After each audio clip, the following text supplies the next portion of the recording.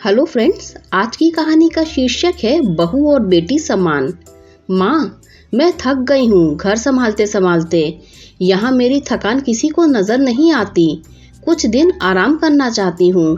सोच रही हूँ कुछ दिन के लिए अपने मायके आ जाऊँ। आते हुए अपने बच्चों को भी साथ ले आऊंगी।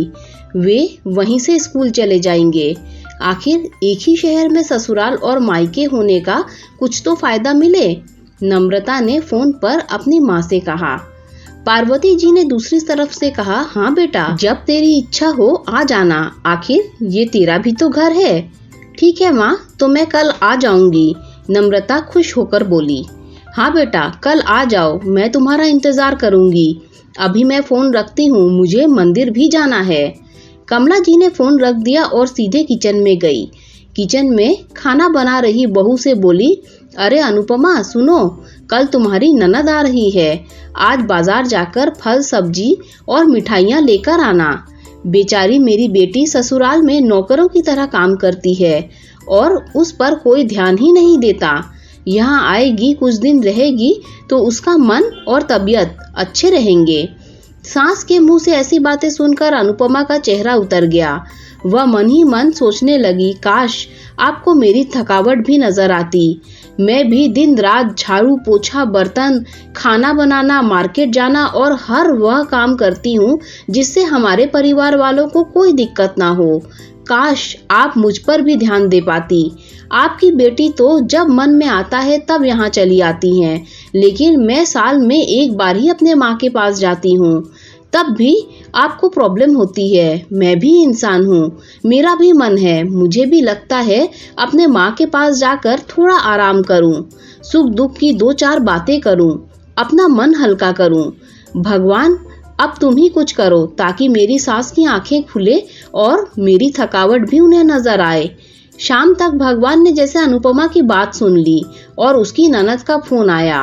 ननद ने अपनी माँ से कहा कि उसकी सास ने उसे मायके आने से मना कर दिया है, इसीलिए इस बार वो नहीं आ सकती।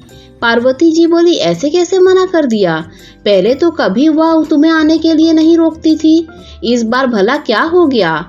लाओ मेरी बात कराओ उनसे, मैं समझाती हूँ। नम्रता ने फोन अपनी सास को दिया। पार्वती जी ने कहा, नमस्कार समधन जी, आपसे कुछ कहना था। समधन जी ने कहा, कहिए।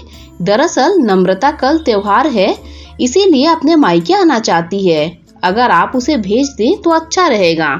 नम्रता की सास ने कहा, देखिए समधन जी, आपकी बेटी मायके जाकर रहे, इस बात के लिए हमने उसे कभी नहीं रोका और इस बात से हमें कोई प्रॉब्लम नहीं।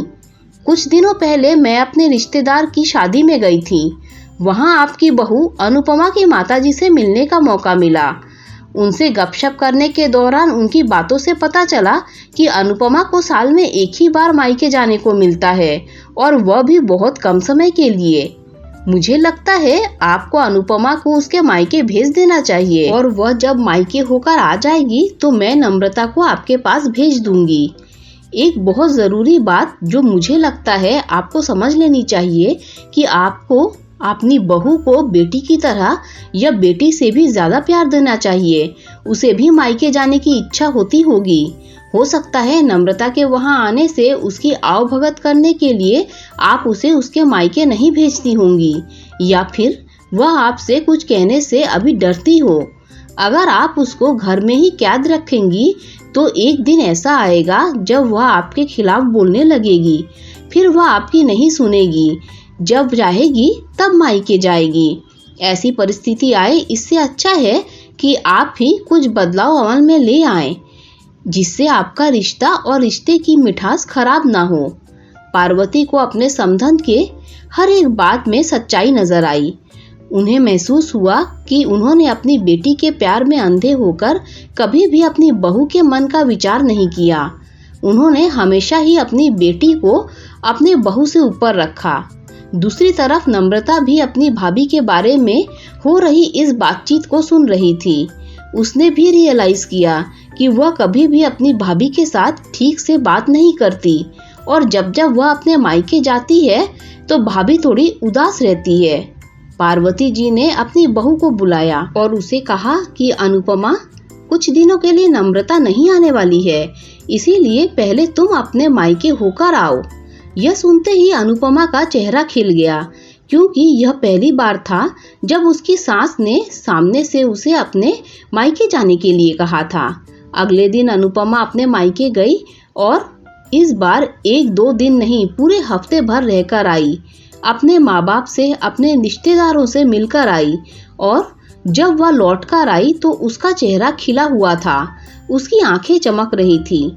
अनुपमा के आने के बाद नम्रता भी अपने मायके आई और इस बार वो खुद सामने से अपनी भाभी से खुशी खुशी मिली और अच्छे से बात की। नम्रता ने अपनी माँ से बात करके उन्हें भी अच्छे से समझने में मदद की कि वह कहीं न कहीं अनुपमा के साथ गलत व्यवहार कर रहे थे। दूसरी तरफ अनुपमा अपने ससुराल वाले के बदले रवैये से बहुत खुश थी। अब वह खुशी खुशी सबका ध्यान रखती और हर काम प्यार से करती। वह ध्यान रखती कि कोई ऐसी बात या काम न करे जिससे घर में तनाव का माहौल पैदा हो। पार्वती जी अपनी बहू को खुद ही समय समय पर मायके भेज दिया करती। एक छोटे से बदलाव ने सास और बहू, भाभी, ननद के बीच की कड़वाहट को कम कर दिया और रिश्तों को और भी ज्यादा मीठा और मजबूत कर दिया। दोस्तों, अगर आपको ये पारिवारिक कहानी अच्छी लगी है तो लाइक, शेयर, सब्सक्राइब कीजिए। Thanks for watching this video.